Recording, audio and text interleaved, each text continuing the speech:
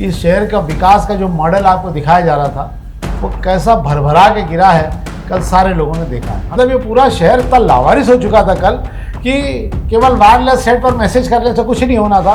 कल जिस तरीके से जो हालात बने उसके अंदर, नगर निगम हम बात कर लें, बिजली विभाग हम बात कर लें, ट्रैफिक सिस्टम, इस सब की पोल खोल के रख दिएगी। कल जब इस शहर के सारे जनप्रतिनिधि बारिश की तरह बैठ के घर में आनंद ले रहे थे, तब मधु वर्मा घर से निकले और ना उन्होंने अपने आप को उनको देखा कि कुछ दिनों पहले ही उनका बाईपास हुआ है, वो पानी में उतर गए और जहाँ गंदगी थी, जहाँ पानी रुक रहा था, उन्होंने अपना काम दिखाया। ये क्या वैसी अहिल्या लोग की हालत वैसी होगी क्या जैसे वो आंधी तूफान आया था महाकाल लोक में? अब अहिल्या लोग इंदौर में अभी बना नहीं है, तो इसमें कुछ कहना मुझे लगता है बहुत जल्दबाजी होगी।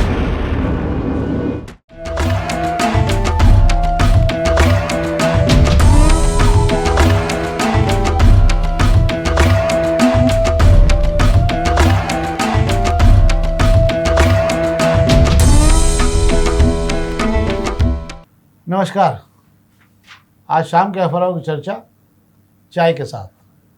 आज खबरें हैं और बड़ी खबरें हैं, पर आज इस शहर की एक बड़ी मुद्दे पे बात भी होनी चाहिए और ये बड़ा चिंता का विषय भी होना चाहिए शहर के लिए कि इस शहर का विकास का जो मॉडल आपको दिखाया जा रहा था वो कैसा भरभरा के गिरा है, कल सारे लोगों ने देखा है। हम इस पर भी बात करेंगे और सबसे बड़ी बात ये कि आज हम उन पर भी बात करेंगे कि कल जब आंधी तूफान और बारिश का जोर था तो तमाम जनप्रतिनिधि कहाँ थे। एक या दो जनप्रतिनिधि ऐसे हैं जो आपको सड़कों पर कहीं ना कहीं दिखाई दिए, बाकी सब कहीं ना कहीं बैठकर बारिश रुकने का इंतज़ार करते रहे हैं। तो हम खबरें शुरू करते हैं। सबसे पहले शेखर जी शुरू करें अपन। तो सबसे पहले आज हम प्रभात किरण खबरों शुरू करें। प्रभात किरण में खबर अच्छी है, अहिल्या लोक की तैयारियों को लेकर जो है आज जिक्र है। आज की अहिल्या लोक की तैयारी राजवाड़े पर शुरू हो गई है और राजवाड़े पर ही 20 मई को कैबिनेट की बैठक भी है। अगले कुछ दिनों आपको राजवाड़े में बड़ी सुंदरता और भव्यता देखने को मिलेगी, क्योंकि अगले कुछ दिनों में राजवाड़ा बड़ा भव्य सुंदर हो जाएगा। इस बीच में अहिल्या लोक की तैयारी भी राजवाड़े में शुरू हो गई है और अगला अहिल्या लोक यहाँ पर बनेगा। क्या शेखर जी? बिल्कुल सही कह रहे हैं। जिन लोगों ने महाकाल लोक का नया स्वरूप देखा है वे लोग अच्छे से समझ लें कि इंदौर में भी अब अहिल्या लोक की वैसी एक तस्वीर नगर निगम स्मार्ट सिटी के तहत बनाने जा रहा है। इसको लेकर एक खाका तैयार कर लिया गया है। उसके अंदर राजवाड़ा के सामने वाली जो रोड है उस सड़क को बंद करने की पूरी तैयारी कर ली गई है और बगीचे के आगे की जो रोड है उसको थोड़ी चौड़ी कर दी जाएगी, जिसको 2 वे लेन कर दिया जाएगा। वहाँ से गाड़ियों की आवाजाही होगी और गोपाल मंदिर रोड को पूरी तरह से बंद कर दिया जाएगा। जिस तरीके से महाकाल लोक में हम लोग महाकालेश्वर मंदिर तक जो जाते हैं, रास्ते में कलाकृतियाँ और वो सब महाकाल से जुड़ी जो चीज़ें हम लोगों को दिखाई देती है, वैसे ही देवी अहिल्या और होलकरों के संस्कृति और होलकरों को दिखाती चीज़ें जो है हमें रास्ते भर दिखाई देगी। फवारे लगेंगे, बैठने की बेंचेस वगैरह भी लगेगी। इस तरह की तैयारी स्मार्ट सिटी ने की है। आज जो है जनप्रतिनिधियों के सामने उसका प्रेजेंटेशन किया जा रहा है। बदलाव की गुंजाइश है, कुछ नया उसमें बदलाव अगर जनप्रतिनिधि चाहते हैं तो वो भी होगा। और 20 मई को जो इंदौर में है कैबिनेट की बैठक होने वाली है मुख्यमंत्री मोहन यादव जी की अध्यक्षता में, उस बैठक के दौरान भी उन्हें बताया जाएगा कि इंदौर ने क्या तैयारी की है। ये अच्छी बात है, पर ये क्या वैसी अहिल्या लोक की हालत वैसी होगी क्या जैसे वो आंधी तूफान आया था महाकाल लोक में? क्योंकि स्थिति अच्छी बनेगी। अब अहिल्या लोक इंदौर में अभी बना नहीं है, तो इसमें कुछ कहना मुझे लगता है बहुत जल्दबाजी होगी। अब हम बात कर लेते हैं कल एक बड़े बेसिक मुद्दे पर हमने इसके लिए 4 दिन पहले बात की थी। ये जो आंधी तूफान कल आपने देखा, मात्र 1 घंटे 1.5 घंटे के अंदर 2.5 इंच बारिश हुई है। कल 2-2.25 इंच के लगभग बारिश बताई जा रही है। 2.25 इंच बारिश ने पूरे शहर को झकझोर के रख दिया। पूरा शहर जो जहाँ खड़ा था वहाँ खड़ा रह गया। 60-70 किलोमीटर 60 किलोमीटर की हवाओं ने क्या शहर का रुख बदला है, ये देखने लायक है। पर इन सबके साथ में जो विकास का मॉडल दिखाया जा रहा था वो ऐसा धराशायी हुआ है कल कि ये शर्म की बात है कि जो लोग हमें बड़े ख्वाब दिखा रहे थे वो ये बता चुके हैं। कल के मॉडल ने आपको अच्छी तरह बता दिया है कि इस बारिश में आपकी क्या दुर्दशा होने वाली है। सारी रोडों पर, सड़कों पर पानी लबालब भरा हुआ था। लोग जहाँ से अपनी गाड़ियों को धक्का लगा रहे थे बहुत ही। और हमने 4 दिन पहले जब दिल्ली में तूफान और आंधी के साथ बारिश हुई थी, उस दिन हमने एक जिक्र किया था कि इंदौर शहर की क्या हालत होगी अगर कभी ऐसा थोड़ा सा भी इसका। तो कल पहले हम चाहते हैं कि आप उसको देखें। उस कार्यक्रम में हमने 1 मिनट की हमारी जो वो ब्रीफिंग है, आप उसको देखें कि हमने क्या कहा था। उसके बाद हम इस पर चर्चा करें। पोलो ग्राउंड में 2 झाड़ गिर गए थे, उसके कारण जेल रोड की पूरी लाइट 2 से 3 घंटे पूरी बंद, रात को 10 बजे शुरू हो पाई थी। क्या शेखर जी? सर बिल्कुल सही कह रहे हैं। आंधी तूफान की बात करें, प्री मानसून के काफी पहले इस तरीके का आंधी तूफान आने ने आकर ये बता दिया कि शहर में तैयारियां कमजोर है। ना बिजली विभाग की प्रॉपर तैयारी है, ना दूसरे विभाग की। हालांकि जिस रफ्तार से कल जो है हवा चली है, उस हवा ने सारे इंतजामों को तहस नहस कर दिया। सबसे ज्यादा तो हम देखेंगे जब हम शास्त्री पुल के ऊपर से निकलते हैं तो जो आसपास जो होर्डिंग लगे हुए थे, उन होर्डिंग में जो पोस्टर जिनका प्रचार प्रसार हो रहा था वह हवा में उड़ गए, उनके चितड़े उड़ गएंगे। तो ये सारी चीजें जब होर्डिंग उसको पूरा हवा के प्रेशर को झेल नहीं पाए तो पेड़ पौधे जो पुराने हो चुके हैं वो कहां से झेल पाते। और हालात देखिए आप, बिजली विभाग को देर रात तक मशक्कत करनी पड़ी है। कुछ इलाकों में 2 घंटे में बिजली आ गई, कोई में 4 घंटे में आ गई, कई जगह देर रात बिजली पहुंची है। ये जो बता रहा है, ये तूफान केवल 40 किलोमीटर की स्पीड का था। ये बता रहा है कि शहर 30-40 किलोमीटर की हवाओं में कैसा हिल सकता है। आप कल्पना करिए कि जिस दिन 60 से 70 किलोमीटर की हवा का कोई तूफान आया, उस दिन इस शहर में आपको जो है आधा शहर उड़ा हुआ मिलेगा। इस शहर की आधी लाइनें बंद मिलेगी, क्योंकि हमारे यहाँ सारी व्यवस्था भगवान भरोसे है, और उसी के कारण जो है ये दिक्कतें होती है। अब आप समझिए इस बात को, कल जो चक्रवात के साथ तूफान आया उसने अच्छी हवा चली और बहुत कस के पानी गिरा है। पानी गिरने के कारण जो परिणाम भुगतना पड़े इस शहर को, वो तो लोग जानते हैं, जो बेचारे फंस गए थे। कई परिवारों के बच्चे जो स्कूलों में, जो कोचिंग क्लास में जहाँ थे, वहाँ से निकल के आधे रास्ते में मझधार बन के खड़े रहे 1 या 1.5 घंटे में। माँ बाप परेशान होते रहे। सड़कों की हालत ये थी कि 6 इंच से लेकर 1.5 फीट तक पानी सड़कों पर भरा हुआ था। मतलब आप समझिए कि 2-2.5 इंच बारिश में पूरे शहर के अंदर ये हालत हो गई, 2-2.5 इंच बारिश में, कि आप पूरे शहर चलने योग्य रह ही नहीं गया। झाड़ गिर गिर के रास्ते में पड़े हुए थे, बिजली बंद हो चुकी थी। मतलब ये पूरा शहर इतना लावारिस हो चुका था कल कि केवल वायरलेस सेट पर मैसेज करने से कुछ नहीं होना था। इसकी तैयारियों को लेकर हमने कोई और अभी भी हमको सबक सीखने को तैयार नहीं। क्या है शेखर जी? बिल्कुल आप सही कह रहे हैं। कल की तूफान, आंधी और बारिश के साथ में गिरे ओलावृष्टि ने बता दिया है कि इंदौर, जिसकी हम बात करते हैं कि हर चीज में अव्वल है, हर चीज में अव्वल है, उसकी अव्वलता का प्रमाण दे दिया है कि इंदौर जो है लापरवाही में भी अव्वल हैगा। कल जिस तरीके से जो हालात बने उसके अंदर, नगर निगम हम बात कर लें, बिजली विभाग हम बात कर लें, ट्रैफिक सिस्टम, इस सब की पोल खोल के रख दिएगी। नगर निगम की पानी की क्या तैयारी है? बारिश का जब पानी आपके यहाँ आएगा 2-2.5 इंच में ये शहर आपका डूब जाएगा, तो आने वाले समय में जो बारिश गिरेगी, किसी दिन 4-5 इंच पानी गिर गया इंदौर में लगातार ऐसे ही घंटे 2 घंटे में, तो हम मान के चलेंगे हमारे घर वर सब डूब जाएंगे। और जिसको इस शहर के लोगों ने कल देख लिया। बिजली विभाग तो सुभान अल्लाह है, जरा सी बारिश की बूंदाबांदी होती है या थोड़ी सी हवा चलने लगती है, तुरंत अपनी लाइट को बंद कर देता है। पूछने पर बताता है कि वो आंधी तूफान से कहीं डगाल गिर गई। उन्हें पहले अंदेशा हो जाता है कि डगाल गिरने वाली है, इसलिए लाइट पहले ही बंद कर दो। और इतनी देर तक अंधेरे में रखा, इस शहर को अंधेरे में डुबो कर रख दिया है बिजली विभाग ने। ये बिजली विभाग की क्या मेंटेनेंस की तैयारी, उसे पता नहीं होता है कि अब जो ये मौसम आया है इसके अंदर आंधी तूफान, इस तरीके की डगालें गिरना आम बात है। अभी तो आपने कल जो है सबसे चर्चित फोटो देखा है। कल पूर्व सभापति जो है कैलाश शर्मा जी अपने घर का पानी बाल्टी से निकाल रहे थे 2.5 इंच बारिश में। पर आप दिमाग बना लीजिए कि जिस दिन 4 इंच पानी गिर गया तो आप भी बाल्टी लेकर बाहर ही खड़े मिलोगे अपने घर के बाहर। ये होना तय है, क्योंकि इस शहर का ड्रेनेज सिस्टम पूरी तरह से चरमरा के आएगा। सब आपने जितना भी व्यवस्था थी पूरी बिगाड़ के रख दी गई है, और हर आदमी आगे विकास का मॉडल दिखाता है आपको, और पर कुछ भी हासिल नहीं आता है। एक खबर और है पत्रिका जिस पर आप बात कर लेते हैं 1 मिनट के अंदर। एक अच्छी खबर है, पर यह धार की है। धार में 96 उद्योग स्थापित हो रहे हैं। 15 मई तक जमीन मांगी गई, जमीन के लिए आवेदन किए जा रहे हैं। जेतपुरा में 21 हेक्टेयर जमीन पर इंडस्ट्रियल एरिया बन रहा है। लंबे समय बाद इंदौर से जुड़े हुए शहर में किसी में धार में इंडस्ट्रियल एरिया खड़ा हो पाएगा, ये एक बड़ी बात है। और इसी के साथ में यही खबरें हैं। इसके अलावा अग्निबाण की खबरों की बात कर लेते हैं। अग्निबाण में भी सब आंधी तूफान से भरे पड़े हैं अखबार, और सब उंगली उठा रहे हैं व्यवस्था में। तो व्यवस्था पे उठाने का मतलब ये है कि क्या हालत आगे होने वाली है, इसके लिए आप दिमाग बना लें। और फिर वही बात है, चौराहों पर छाव के लिए लगाए गए सभी शेड हटाने के निर्देश दिए गए हैं। ये वही मामला है जिस पर हमने 8 दिन पहले फिर बात की थी कि जिस प्रकार से शेड बनाए जा रहे हैं, इनको लेकर किसी भी प्रकार का कोई सर्टिफाइड इंजीनियर से कॉपी नहीं ली गई है। ये हवा झेल पाएंगे, कितना लोड ले पाएंगे। और यही स्थिति दूसरे स्ट्रक्चर जो बना रखे हैं होर्डिंग लगाने के लिए, आज तक रेलवे विभाग ने इंजीनियर से सर्टिफाइड नहीं कराया है कि अगर ये गिरा और अगर इसके गिरने से कोई बड़ा हादसा होता है तो इसका जवाबदार कौन होगा। ये रेलवे विभाग होगा या वो ठेकेदार या जिसका होर्डिंग लगा वो जवाबदार होगा। सब अपनी अपनी स्किन बचाएंगे और हम लोग जो है किसी आदमी की मौत का इंतजार करेंगे। एबी रोड पर एक हादसे में हम देख चुके हैं कि एक महिला को लग गई थी और अभी तक उसका कोई निराकरण नहीं हो पा रहा। क्या शेखर जी शेड हटाने के निर्देश दिए? बिल्कुल सही कह रहे हैं। हमने 4 दिन पहले भी बात की थी कि जो थोड़ी सी जब 40 किलोमीटर प्रति घंटे की रफ्तार से आंधी तूफान आया था तब इन शेड के क्या हाल हुए थे, इनके चिदड़े उगड़ गए थे।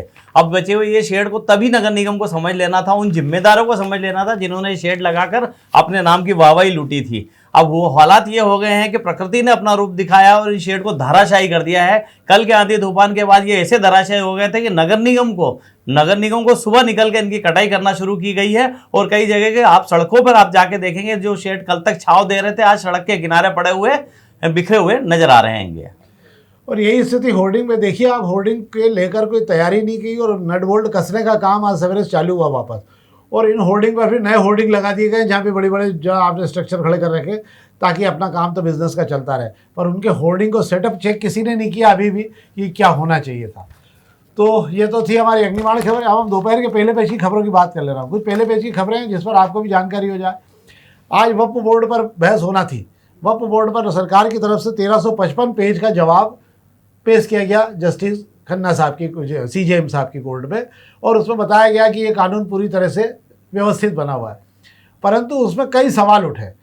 सरकार ने बताया कि 21 लाख हेक्टेयर ज़मीन जो है यह वक्फ बोर्ड के पास आ गई है पिछले संशोधन के बाद, जबकि इधर जिन लोगों ने याचिकाएं दायर की उनका कहना था कि कुल मिला के 3,78,000 के लगभग हेक्टेयर ज़मीन जो है वो वक्फ बोर्ड की ज़मीन है, बाकी ज़मीनें सरकार कहाँ से ला रही है उसकी जानकारी उसको नहीं है। सार ये कि कुल मिला के इसमें यह हुआ है कि तीनों कानून को जो पुराने में अंतरिम आदेश निकाल के स्थगन दे रखा था सुप्रीम कोर्ट ने कि इन पर कोई सुनवाई नहीं होगी, वक्फ बाई यूज़ जो लोग ऐसे कागज़ मांगे जा रहे थे कि अगर आपको ज़मीन के कागज़ देना पड़ेंगे, उस मामले में स्थगन हो चुका है। इसके अलावा कलेक्टर को कोई पावर नहीं है कि वो किसी प्रकार की कमेटियों में दूसरे संप्रदाय के लोगों को ले, और यही तीनों कानून वाला मामला जो है उस पर आज अंतरिम आदेश जारी रहा है। चूँकि जस्टिस खन्ना अब रिटायर हो रहे हैं 14 तारीख को, तो उन्होंने कहा कि अब ये सुनवाई मैं नहीं कर पाऊंगा क्योंकि इसमें बहुत लंबा समय लगना है, और अगली सुनवाई जस्टिस गवई करेंगे जो नए सीजेएम बनने वाले हैं, और इसके बाद में सुनवाई चलेगी। कुल मिला के सार ये है कि वक्फ बोर्ड का जो वक्फ संशोधन बिल विधेयक पेश किया गया था वो अब ठंडे बस्ते में चला गया, और इस पर लंबी तारीखें लगेगी और इस पर लंबा फैसला आने में समय लगेगा। तब तक ये बिना नाखून का कानून हो गया है जिस पर कोई भी फैसला नहीं लिया जा सकता। सरकार द्वारा जो चाहे गए थे विशेष मामले उस पर अब कुछ भी नहीं हो पाएगा, अब आपको लंबे समय तक इंतज़ार करना पड़ेगा। तो ये पहली खबर थी। दूसरी खबर एक और थी कि सोना चांदी के भाव अब तेज़ी से फिर गिरेंगे। उसके कारण जानकारों ने बताया, तो उनका कहना था कि प्लेटिनम और सोने का अनुपात 1:2 होता है, पर यह कम है, बहुत ज़्यादा हो रहा है उधर, इसलिए कम होना चाहिए, तो ये कम होगा अपने आप, और अब इसके भाव निरंतर पीछे आना शुरू हो जाएंगे। एक और खबर ये है कि 10 मिनट में आपके घर में जो डिलीवरी सामान की हो रही है उसने पूरी बाज़ार को हिला के रख दिया है। रिलायंस, आपके डी मार्ट सहित कई बाज़ारों की ग्राहकी खत्म होगी, क्योंकि 10 मिनट में जो सामान आपके घर आ रहा है वो बाज़ार से सस्ता आ रहा है और आपके हिसाब से आ रहा है। नहीं चाहिए तो आप वापस भी दे सकते हैं उसको। ऐसे में लोगों ने अब उसका उपयोग करना शुरू कर दिया। उसमें फ्लिपकार्ट सहित बहुत सारी कंपनियां हैं जो 10 मिनट में सामान आपके घर भेजने में लग गई। परिणाम ये हो रहा है कि रिलायंस वालों को अपने 2155 जो उन्होंने खोल रखे थे किराने के शॉप्स वगैरह के लिए वो बंद कर दिए उन्होंने, उससे उन्होंने पूरी तरह से हाथ खींच लिया। इसके अलावा डी मार्ट भी ग्राहकी बहुत तेज़ी से कम होने के कारण अपने सेंटर धीरे धीरे समेटना शुरू करा, यानी आने वाले कुछ समय बाद आपको डी मार्ट की भी यही स्थिति दिखाई देगी। और इन दोनों कारोबारों के कारण, डी मार्ट और रिलायंस के कारण, जो देश भर में जो 8 लाख किराने की दुकानें बंद हो गई थी वो इनके कारण बंद हुई थी। अब ये बड़े बाजार इनके कारण बंद हो गए जो 10 मिनट में कामकाज शुरू कर रहे हैं। इसका आने वाले मतलब हर मछली जो है वो अपने आप से बड़ी मछली को खाने लग गई। ये व्यापार की स्थिति हो गई है। एक खबर पर और बात कर लेते हैं। कल कैलाश शर्मा आपको पूर्व सभापति नगर निगम के जो है घर में बाल्टी में पानी निकाल के दिखे थे और उनका वीडियो बड़ा वायरल हुआ था। आज सवेरे पूरा नगर निगम का लवाजमा जो है लोधीपुरा है ना, लोधीपुरा पहुंचा और वहाँ पे बड़ी तेजी से सफाई अभियान चालू किया। जबकि लोधीपुरा इस क्षेत्र का बड़ा हाई प्रोफाइल क्षेत्र क्रमांक 4 का, यहाँ तमाम बड़े बड़े दिग्गज रहा करते हैं और रहते थे और रह रहे हैं अभी भी। पर इसके बाद भी लोधीपुरे की स्थिति क्या है ये तो हम नहीं बता सकते। पर क्या हालत है कि पूर्व सभापति को कल अपने यहाँ से पानी निकालना पड़ा। अगले सभापति को भी तैयारी करना चाहिए अगर पानी इतना गिरा तो। क्या शेखर जी क्या है? बिल्कुल सही कह रहे हैं कि कैलाश शर्मा जो पूर्व नगर अध्यक्ष रहे हैं, नगर निगम के सभापति रहे हैं, उनके घर में सीवरेज का पानी घुस गया था। उस पानी को बाहर उछकते हुए उनका वीडियो वायरल हुआ। उस वीडियो वायरल होते हुए भाजपा की जो इस शहर में किरकिरी हुई हैगी, इस नगर निगम में 23 साल से भाजपा की परिषद जो काबिज है, उसके बावजूद उसके पूर्व सभापति को घर से सीवरेज का पानी बाहर निकालना पड़ रहा है। इससे पता चलता है कितना विकास हुआ हैगा। इसको लेकर सोशल मीडिया पर खूब कमेंट्स भी हुए होंगे। और अब ये किरकिरी होती देख सुबह सुबह नगर निगम का अमला, जोन 2 का अमला जो है लोधीपुरा गली नंबर 1 में पहुंच गया था।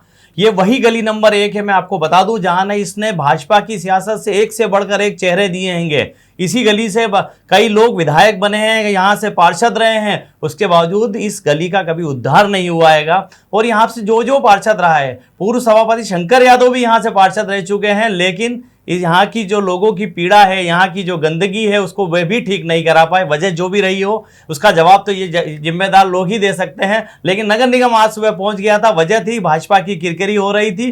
पूर्व जो सभापति जो है पानी फेंकते हुए दिखाई दिए थे, सारे होटलें तोड़ने का फरमान जारी कर दिया। पड़े तो पड़ोसी के होटले पर बुलडोजर चलाने की कोशिश की गई, पड़ोसी अड़ गया कि बुलडोजर मेरे होटले पे ही क्यों चलेगा, चलेगा तो सबके होटले पे चलेगा। क्यों? क्योंकि इस गली में आगे सड़क, घर के आगे की और जो गटर डली हुई, उस पर होटले बनाकर सबने कब्जे कर रखे हैं और वो लाइन चौक हो गई, बरसों से सफाई नहीं हुई हैगी। अब ये होटले टूट जाएंगे तो पिछले दिनों यहाँ पे जो होटला संस्कृति शुरू हुई है वो कहाँ चलेगी? ये बड़ी मतलब सोचने वाला विषय है। तो ये कैलाश शर्मा जी के लिए आज इसलिए नगर निगम पूरा अमला पहुंच गया था। तो ये तो थी अखबारी खबरें।